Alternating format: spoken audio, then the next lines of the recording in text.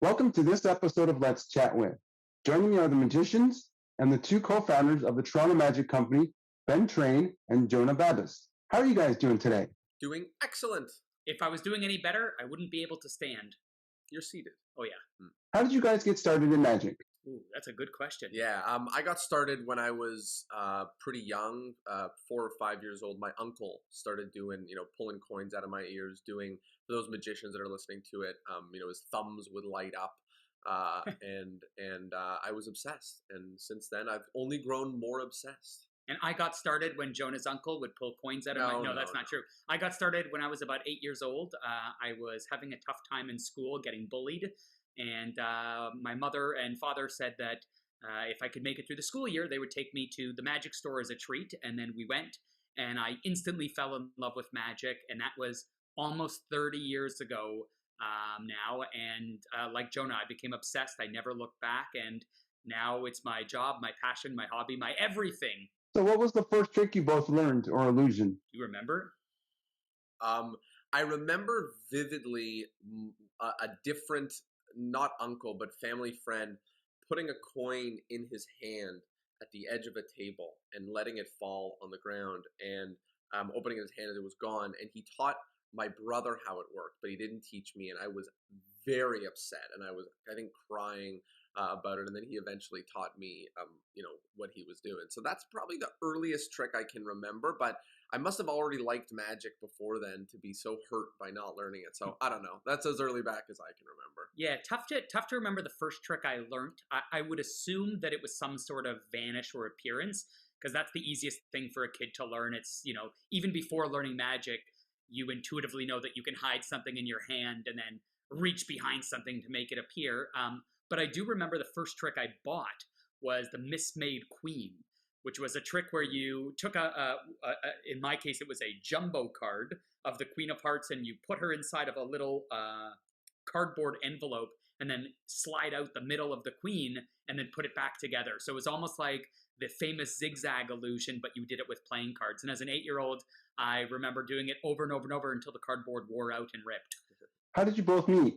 J-date? No, that's not the true. Jewish dating service. No, we met when I was a camper at a summer camp, Camp Ramah, and somebody told me that the guy who worked in the tuck shop, which is the guy who gives candy to the children in exchange for their envelopes that they write home to their parents. You can't get the kids to write home to their parents, so they would trade. The creepiest sounding job. I went to summer camp to hand out candy to kids. But they would trade. The kids would write home to their parents, and for that they would get like one chocolate bar. So Ben was in charge of doling out the chocolate bars, and someone told me that he was also a magician, and we met up and we did some magic, and then blurry 5, 7, 10 years later, we spent more and more time at the magic camp, Sorcerer Safari. That's when he remembers meeting me. Right. But I remember meeting him at Camp Ramah a couple of years earlier. And since then, we've grown into a wonderful friendship and a great company. An acquaintanceship. Hey. I wouldn't say friends. But... Hey. During the pandemic, you did virtual shows together.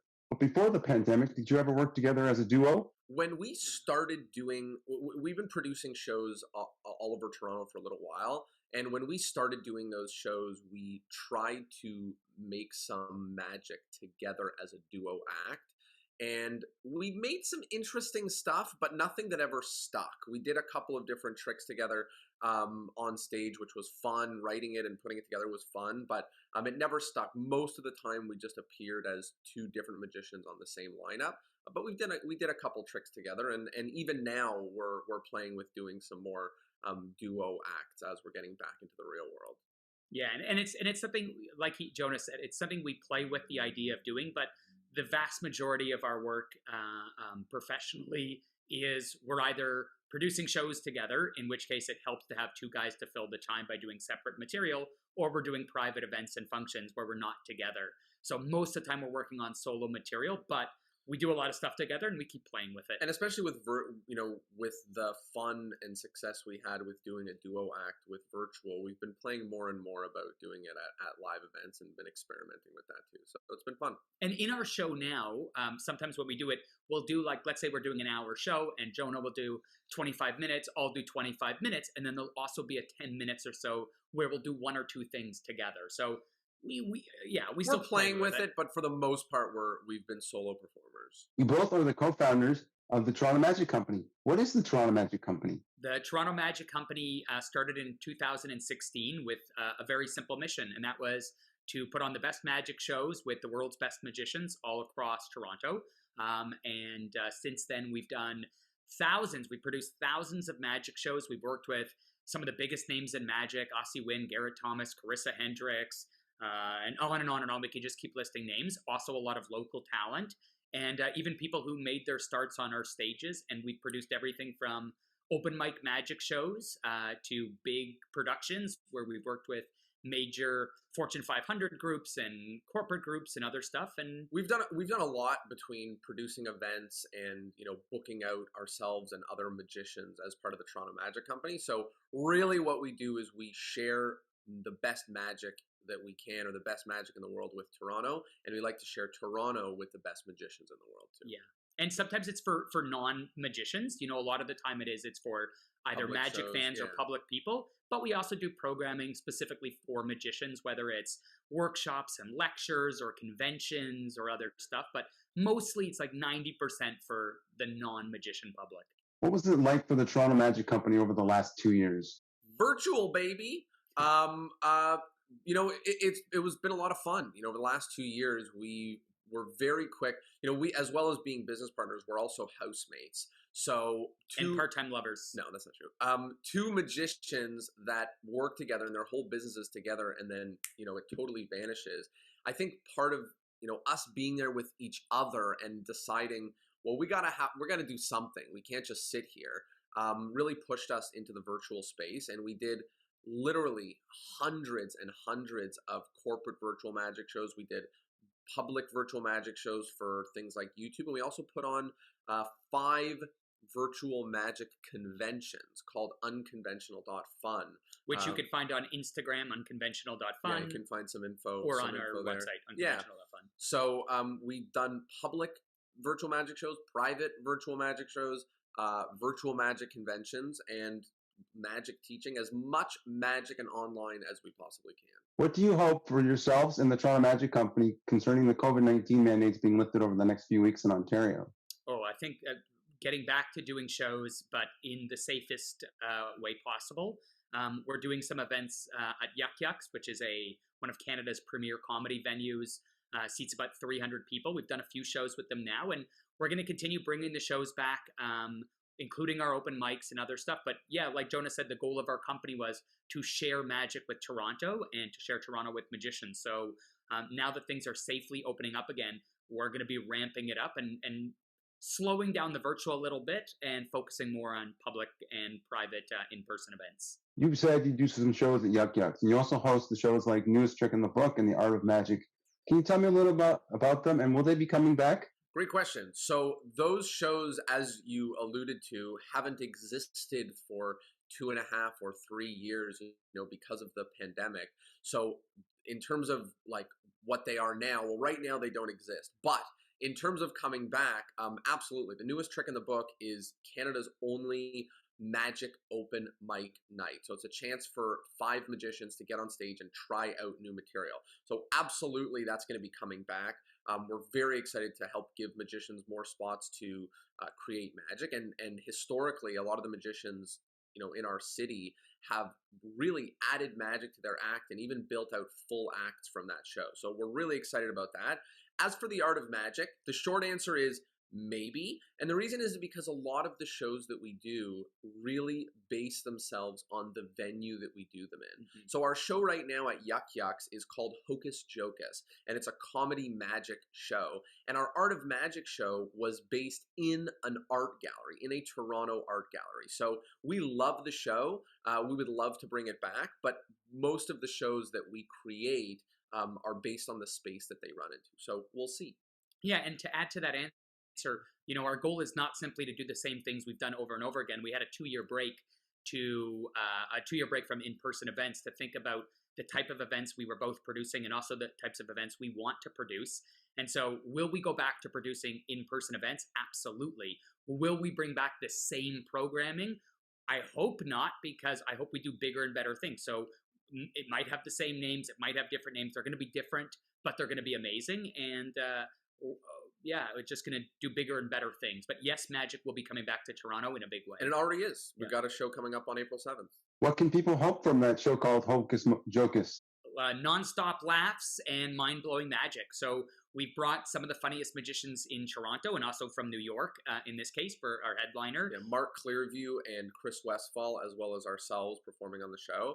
And it's 90 minutes of hilarity, and it's going to be about 300 people there, and they're all, the cool thing is people have been in their houses for the last 2 years, and now they're coming to a venue specifically to see magic and to laugh. And so the audience is just packed with people there to have an amazing time, and we've done everything we can to put together an amazing magic show. So what they can expect is to have an incredible time. And if they come April 7th, it's also my birthday party. So there'll be birthday cake, and then we're going to be hanging out for drinks and food and partying the night away. You have created your own magic kit called Do It at Home Magic Kit. How did that come about? What was the process involved in creating it? That was Jonah's idea. Well, funny enough, that project kind of evolved because we were putting together a physical magic kit for an event in Toronto with Mario the Maker Magician. And we were going to be selling these kits at the event because we had lots of kids coming out. So we shot maybe 20 different tricks, some with normal household objects, some with magical objects like sponge balls and things like that. And then that show was the first of our shows to get canceled because of the pandemic. And we obviously weren't going to sell these physical kits. We didn't really have a space for it. So we took these like 15 or 20 different magic tutorials that we shot, and we removed all of the ones that required fancy magic props. And we were left with 6 epic tricks with stuff that you can do with things around the house, pens, pencils, coins, candy, stuff like that.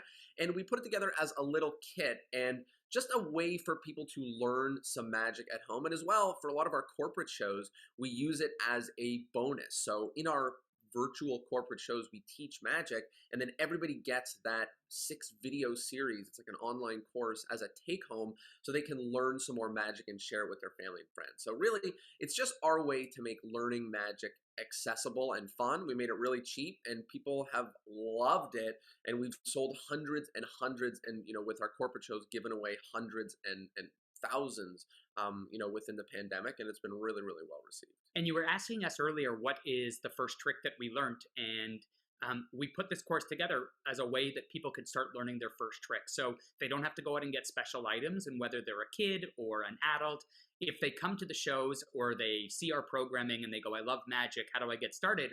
This is designed to help people get started, and it's hopefully the first step that they take on their journey to becoming magicians or aspiring magicians. Magic lovers. Yeah. Or magic lovers. Where do you see you got yourselves and the Toronto Magic Company in 5 years? Billionaires in the Bahamas. I think just like what we're doing now. I mean, we learned with the pandemic, you don't really set 5-year goals. The world laughs at you when you do. But I can tell you that what we're doing and what we have been doing is sharing and spreading more magic. We have affinity towards any project that's related to magic, from producing shows to teaching to educating to releasing products and projects for magicians, for the general public, gigging, everything. So we don't have specific plans. We've got lots of things in the fire, but the short answer is we're going to be producing more magic, making more magic, sharing more magic, and teaching more magic. And who knows, maybe in 5 years we'll be doing it in the metaverse, or maybe we'll be doing it right here in Toronto. We have no idea. Most people call Las Vegas the Mecca of magic. Do you think Toronto will ever become a world-famous magician city? Has it already become one? 100%. I think that a lot of people don't know. I'll give you sort of a comparison.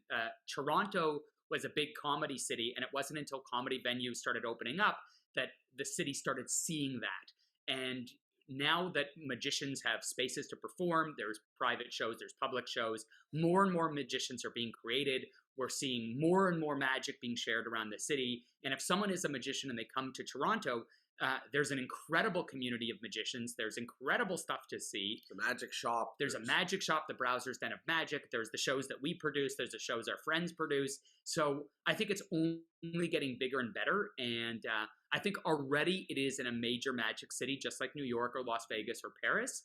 And it's going to continue getting bigger over the next few years. And just as a comment on what you said about Las Vegas, we were there recently, and it really is an amazing, amazing city for magic, but it's where people go when they have succeeded with their magic.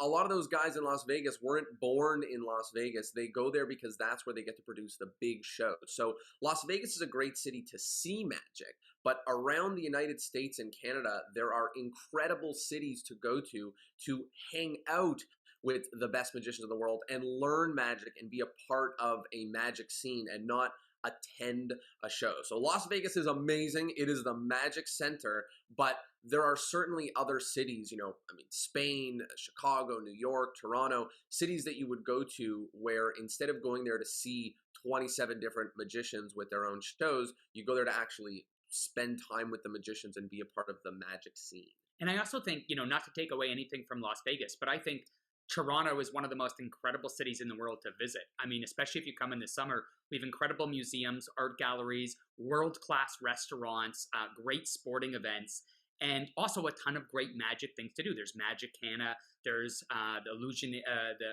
the Museum of Illusions. Mm-hmm. There's the shows that we produce. There's a magic store, Browser's Den of Magic. So lots of stuff to do in the city when you come. So yes, it's a mecca, and it's only going to get bigger and better. In Quebec City, they host the Canadian Association of Magic Convention. There's also Magic Fest in Columbus, Ohio. Do you think Toronto needs one of those major conventions? So we have one that happens, it's happened for the last 5 years or so before the pandemic shut it down, called the Browser's Bash, which was put on by our local magic store. And I assume it's going to come back fairly soon. I think they're already announcing it or about to. But that regularly, it's a one-day convention. It brings out, again, some of the best magicians on the planet to lecture and do workshops and shows. And it's regularly attended by 400-plus magicians, both local and international. So we have it, and there's going to be more programming. Like we said, more stuff coming up in the future. But yes, we have a big convention like that, and more to come. On your YouTube channel, you both took on the Tarbell Challenge. What is the Tarbell Challenge, and why did you do it? Great question. So during the pandemic, as we talked about a little bit earlier, everything we had known and loved completely vanished. So we were not only looking for different ways to put magic online, but also looking for stuff to do with our time, with our life, things that were fun. And both of us, we mentioned the Browser's Den of Magic. Both of us have won an award from the Browser's Den of Magic called the Len Cooper Memorial Award. And with it comes all of the Tarbell books. And mine were still in their cellophane for over 2 years since getting the award. And Ben had opened his as well, but like many people who have the Tarbell books, kind of just sifted through it, every now and again, took a peek or something like that. So we decided to get serious about it and challenge each other once a month to create a trick from that book. And we've released 3 so far. We have a couple others still cooking. And it has been one of the most incredible and rewarding magic projects that we have been a part of, and brought us some of the coolest magic that we've ever worked on. And it's also a magic series that it's a 8-volume series, and it is one of the most famous within the world of magic. It's been, I think, published in the 1940s, and it's been around for 60 plus years, and almost every great magician has found material in it or talks about it. And it's also one of the most accessible. It's in the public domain. Yeah, so you can find PDFs for free online legally of the books. So if you are an aspiring magician, you can read the books, add your own creative touches to it. You can follow along with us in the challenge, or you can take the challenge for yourself. And if you were hypothetically to go through all 8 volumes and read and pick one trick, just one from each book, and they're filled with like 100 plus tricks. And the rule is you can do whatever to the trick. You can change it in any way, shape, or form. There's no rules. As long as it kind of came from the book, then you passed. And if you were to do it, you end up with a show's worth of material. And or a career's worth of material in some cases. So it's a pretty fun challenge to do, and a good way for any aspiring or current magician to add new material and expand their knowledge base. You just mentioned that you have won a couple of awards. Can you explain? Tell me about those. Well, recently I won the Magicana Canadian Rising Star Award, which is incredible. You know, I'm still flabbergasted to be among the other magicians that are part of that. And that's I just want to say, because he won't do it, that's a huge award that was put together and sponsored by Alan Slate, who was sadly passed away not too long ago, but he was a billionaire in Toronto and also a huge lover of magic. Philanthropist. And a philanthropist. And he put together this bursary and this prize package to help inspire magicians to produce better quality magic. And Jonah was the most recent winner. So yeah, that, and then the Len Cooper Memorial Award, which we mentioned. And I think that's all the awards that I've won in recent memory. I won some academic awards in grade 11. And I got a participation trophy when I was like in grade 1 or 2 and baseball practice. Yeah. But I participated. Mm-hmm. No, but you won the Len Cooper Memorial Award. I won the Len Cooper Award. I won the Len Cooper Award, and I don't know. That might be it. I don't know. I probably put on an early business card award winning, but it was nonsense.